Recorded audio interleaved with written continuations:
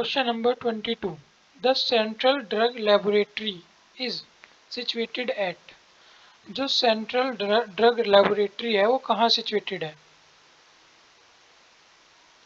जो हमारी central drug laboratory है वो कोलकाता में सिचुएटेड है। कौन सी? Central drug laboratory. ये बहुत कंफ्यूजन है इनके अंदर, ये 3-4 वो है, ये एक साथ ही हमें पढ़ने हैं। The central drug research laboratory, central drug laboratory, बस इसके अंदर रिसर्च हो रहा है। मतलब क्या है? सेंट्रल ड्रग रिसर्च लेबोरेटरी ये कहाँ सिचुएटेड है? ये हमारा मुंबई में है। और इसी के साथ हमें एक और पढ़ना है, सेंट्रल फार्माकोपिया लेबोरेटरी। अब ये मैं लिखूंगा,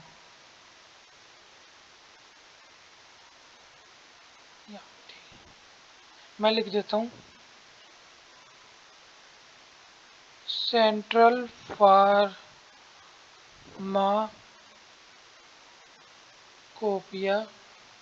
स्पेस कैसा आ गया, सेंट्रल फार्माकोपिया लेबोरेटरी।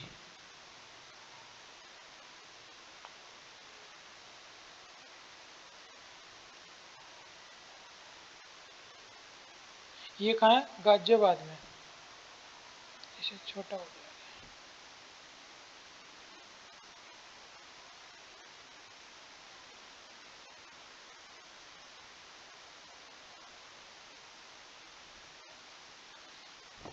जो हमारा सेंट्रल ड्रग लेबोरेटरी है ये कहाँ हो गया?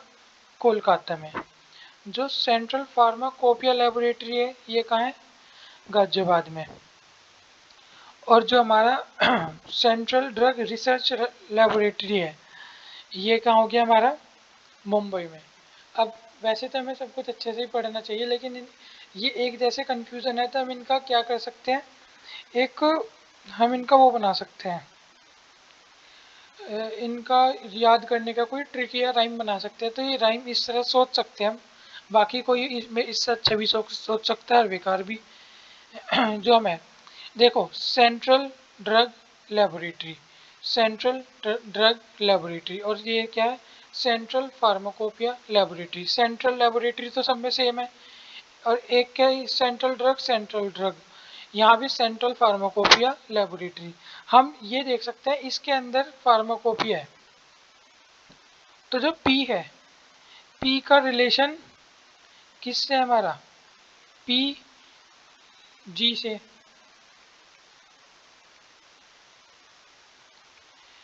फार्माकोपिया जी से हो गया हमारा। हाँ, जो हमारा रिसर्च है आर किससे हो गया? एम से, पी जी एम आर। अब हमें तीसरा और बनाना है, ये है क्या? सेंट्रल ड्रग लेबोरेटरी, ये है ब्लैंक,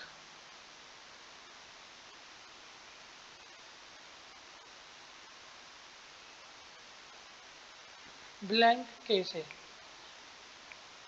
देखो, सेंट्रल ड्रग लेबोरेटरी, तो इसके अंदर तो कुछ अलग से है ही नहीं, तो ये तो खाली स्पेस है, खाली स्पेस को ब्लैंक बोलते हैं। ब्लैंक के मतलब कोलकाता से। आर एम, या इसे एम आर बोल सकते हैं हम, या इसे हम क्या बोल सकते हैं? M R. एम आर तो हमें वैसे ही पता है, मेडिकल रिप्रेजेंटेटिव एम आर। और एक दूसरा मीनिंग भी होता है, किसी को पता हो तो बताना, मेंटली रिटार्डेड, एम आर। एक क्या हमारा? पीजी, पीजी भी सुना होगा सबने। तो ये याद करने में ईजी है, जब हमारे दिमाग में अगली बार क्वेश्चन आएगा हमें जब याद आएगा कि अच्छा central pharmacopoeia laboratory, pharmacopoeia, PG, तो हम गाजियाबाद बोल देंगे। जब हम देखेंगे रिसर्च आर एम या एम आर, तो हम यहाँ मुंबई लगा देंगे। और तीसरा जो बचा वो कोलकाता है ही। या ऐसे याद कर सकते हैं, के से खाली और के से कोलकाता, खाली कौन है? कोलकाता, ऐसे भी याद कर सकते हैं हम।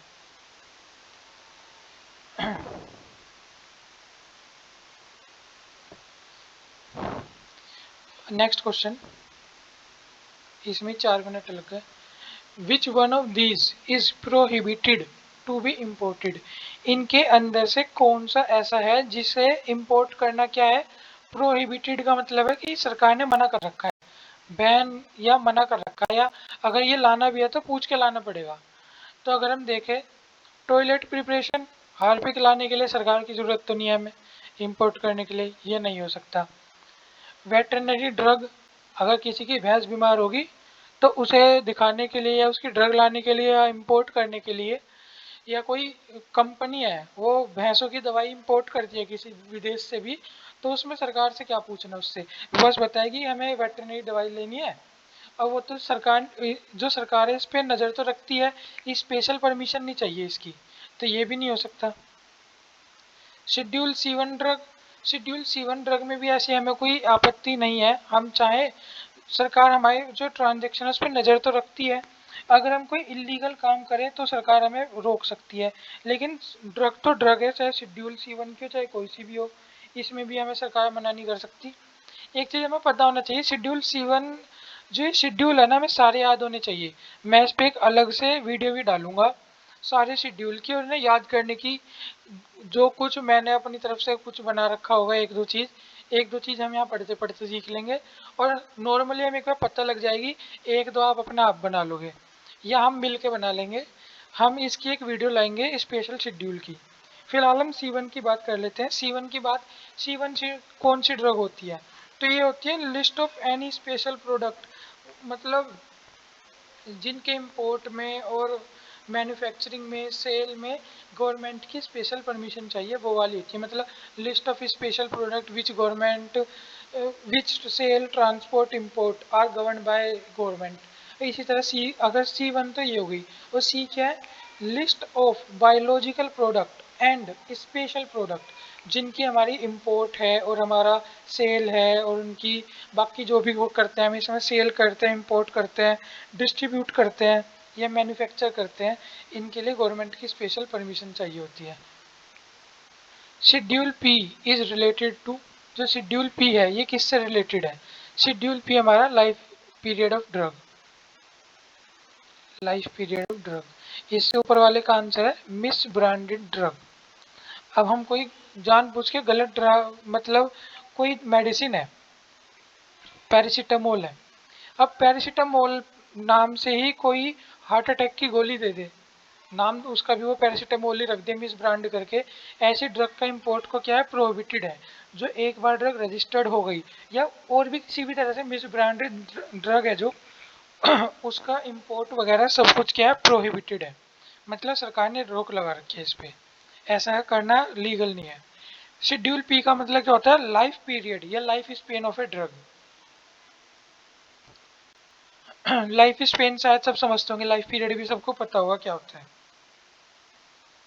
Next, the form specified to obtain a retail license, गला थोड़ा खराब हो रहा है।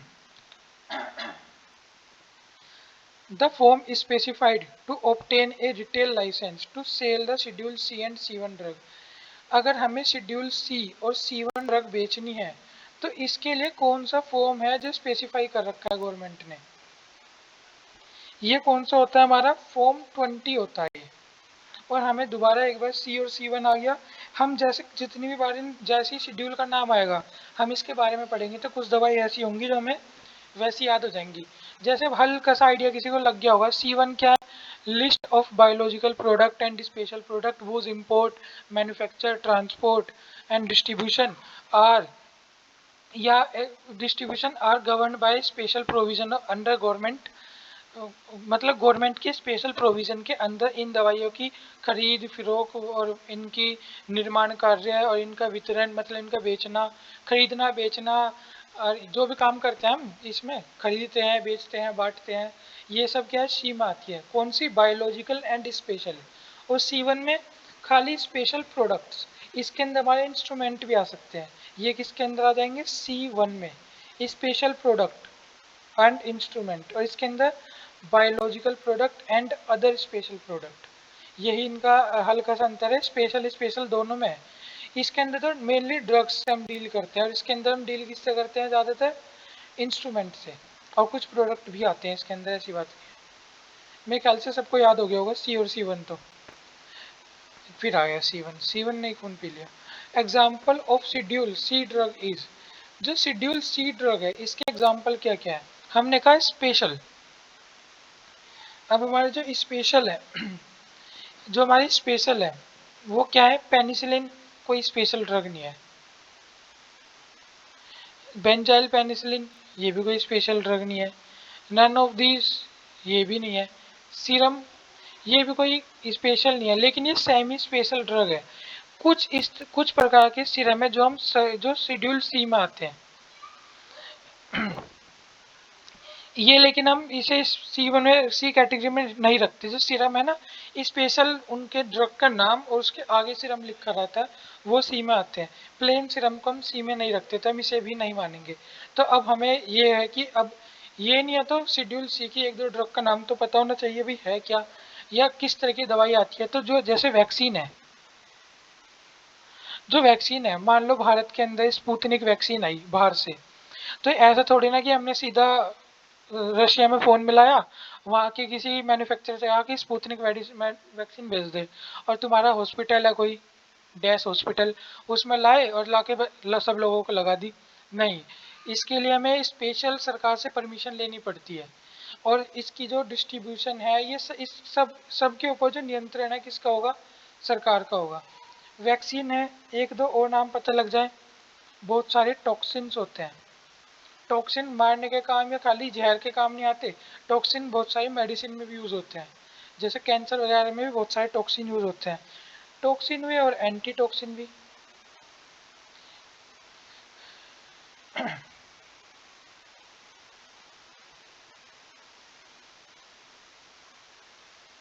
टॉक्सिन हुए, एंटी टॉक्सिन हुए, इसके अलावा भी कुछ और हो सकता है।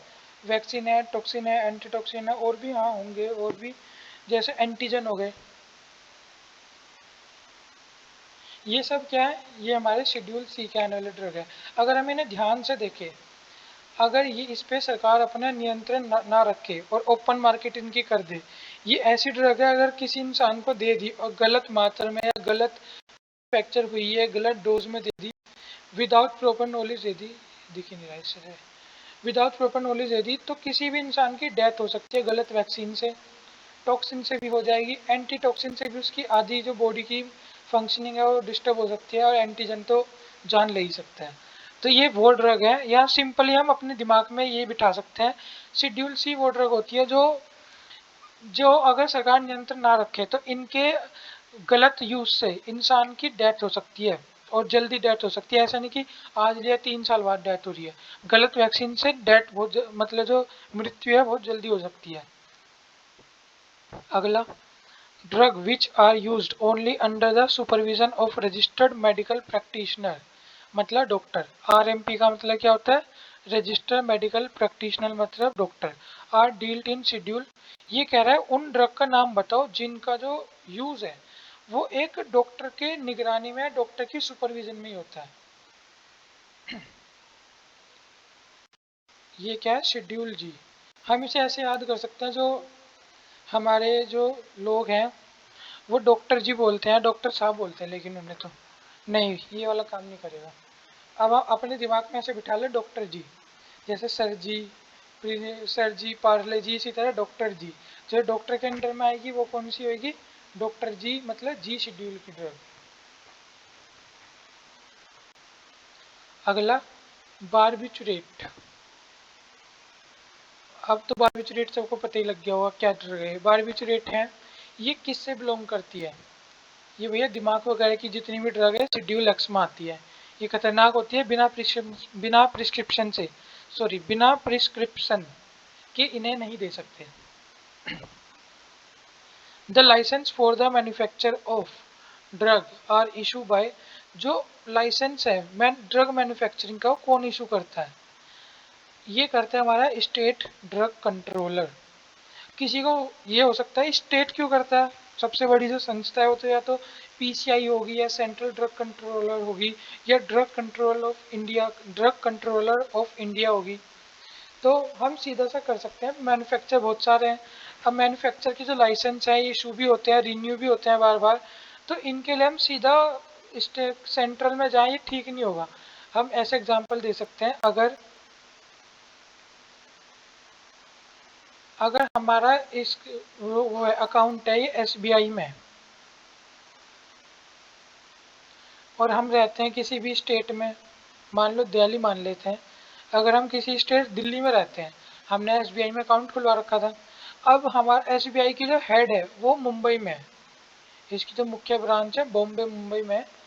तो अगर हमें अब इससे कुछ काम है बैंक से, तो हम सीधा, अगर हम मान लो हमने, जब हम मुंबई में रहते थे हमने तब बैंक खुलो अपना अकाउंट खुलवाया था, अब हम दिल्ली में आ गए। अब हमें दिल्ली में भी काम है, हम सीधा मुंबई थोड़ी ना जाएंगे बैंक में, हम दिल्ली की ब्रांच में भी जा सकते हैं। या हमने दिल्ली में रह के बैंक खुलवाया था, हमें काम है, तो हम सीधा ये थोड़ी ना कि हम सबसे टॉप लेवल पे चले जाएंगे जहाँ इसका मेन हेड ऑफिस होगा एसबीआई का, कि हाँ भाई मेरे 100 रुपये निकाल के दे दो। जो हमारी स्टेट में है, हमारे घर के पास, हमारी कॉलोनी में है, ये काम तो हम वहाँ भी कर सकते हैं। और अगर हम सीधा मुंबई जाके बिल्कुल एसबीआई के अरुण, मतलब एसबीआई के जो वो हैं हेड, उनसे जाके बोल रहे कि हाँ भी मेरे 100 रुपये दो निकाल के, वो देगा भी नहीं। क्योंकि इन्होंने वो बना रखा है कि भाई हमने हर स्टेट में बैंक खोल रखे हैं, इसलिए तो खोल रखे हैं ताकि उनका काम थोड़ा डिसेंट्रलाइज हो। ये सेम काम इसका जो लाइसेंस इशू होते हैं, ये क्या है, करने को तो ड्रग कंट्रोल ऑफ इंडिया या पीसीआई भी कर सकता है, लेकिन उन्होंने स्टेट में भी ये कर रखे हैं ताकि ये और कामों पे भी ध्यान दे सके। अगर इनके बारे में कुछ मॉडिफिकेशन हो या कोई नए नए नवाचार का काम लाना हो, उसके फैसले पीसीआई और ये ड्रग कंट्रोलर ऑफ इंडिया वगैरह ही लेते हैं। लेकिन जैसे लाइसेंस हुआ, रिन्यू का काम हुआ, ये स्टेट के लेवल पे भी हो जाते हैं। जिसे जूरिस पढ़नी थी वो यहाँ तक हो चुकी। मैं एक दो मिनट और लूँगा, जैसे हमें पता है कि हमारे पेपर में करंट अफेयर भी आएगी। मेरे मन में बहुत देर से करंट अफेयर के दो चार सवाल चल रहे थे, तो मैं वो भी बता देता हूँ। अभी करंट अफेयर में सबसे ज़्यादा फेमस एक जो हमारे वो हुए हैं इसी साल रिसेंटली, ये पद्म भूषण और पद्म श्री अवार्ड हुए हैं, और पद्म विभूषण अवार्ड भी हुए हैं। तो हमें याद होनी चाहिए मेन मेन से कि पद्म विभूषण अवार्ड किसे मिला है, पद्म भूषण किसे मिला है, और पद्म श्री कितने मिला है। तो सबसे पहले हम नंबर देखें। मैं हल्का हल्का टाइप करता रहूँगा, मैं सब कुछ टाइप नहीं कर पाने का इसमें, लेकिन मैं बोल रहा हूँ और शॉर्ट फॉर्म में लिख रहा हूँ बहुत ज़्यादा। एक तो है पद्म वी से विभूषण, एक है हमारा पद्म भूषण, और एक है हमारा पद्म श्री। यहाँ पे भी शॉर्ट फॉर्म में लिखेंगे। जो हमारा पद्म विभूषण है, ये एक तो मिल रहा है हमें जनरल विपिन रावत को, वी से क्या हो गया, विपिन रावत हो गया। एक हमें मिला है ये जो हमारे उत्तर प्रदेश के कभी पहले मुख्यमंत्री रहे थे, कल्याण सिंह, एक तो मिला है इन्हें। स्पेस दे देते हैं, एक मिनट। एक तो हमें क्या मिला, जनरल विपिन रावत को मिला है, एक हमें मिल रहा है कल्याण सिंह को, मतलब हमारे कल्याण सिंह को। एक राधे श्याम खेमका, ये गीता प्रेस के वो थे अध्यक्ष इलाहाबाद में। और एक हमें मिला है प्रभा अत्रे को, पी से कोई नहीं, प्रभा अत्रे। ये क्या है हमारा, ये चार लोगों को हमें इस बार क्या मिला है, पद्म विभूषण। ये भारत का दूसरा सर्वोच्च पुरस्कार है। सबसे ऊपर क्या होता है हमारा, भारत रत्न होता है, फिर पद्म विभूषण होता है, फिर पद्म भूषण होता है, फिर पद्म श्री होता है।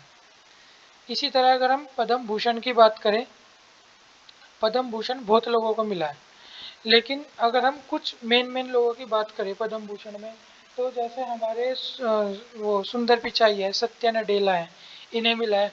अभी हम जैसे शेड्यूल सी की बात करते हैं वैक्सीन की, तो वैक्सीन में भी कोविशील्ड जो कंपनी है उसके जो मालिक हैं या अध्यक्ष हैं, अब तो आधार पूना वाले हैं, लेकिन उनके जो पिताजी है साइरस पूना वाले, उन्हें भी पद्म भूषण अवार्ड मिला है। इसके अलावा जो कोवैक्सीन है, इसकी इसकी जो वो है हेड है सुचित्रा एल्ले और कृष्णा एल्ले, इन्हें भी क्या मिला है, पद्म भूषण अवार्ड मिला है। इसके इसी के मतलब इसी के चलते हुए आगे जो पद्म श्री है, ये तो बहुत सारे लोगों को मिला है। तो हम इसके इसमें और क्या याद रख सकते हैं, जो हमारा पद्म विभूषण है चार लोगों को मिला है।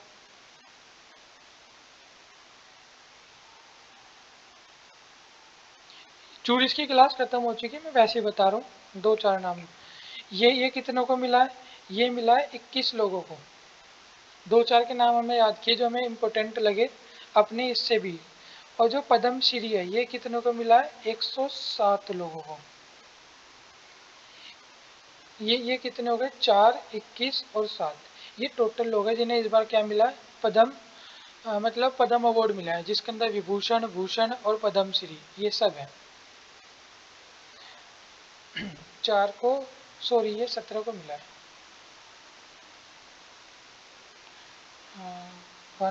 17 17 लोगों को पद्म भूषण मिला, 4 को पद्म विभूषण मिला है और 107 को पद्म श्री मिला है।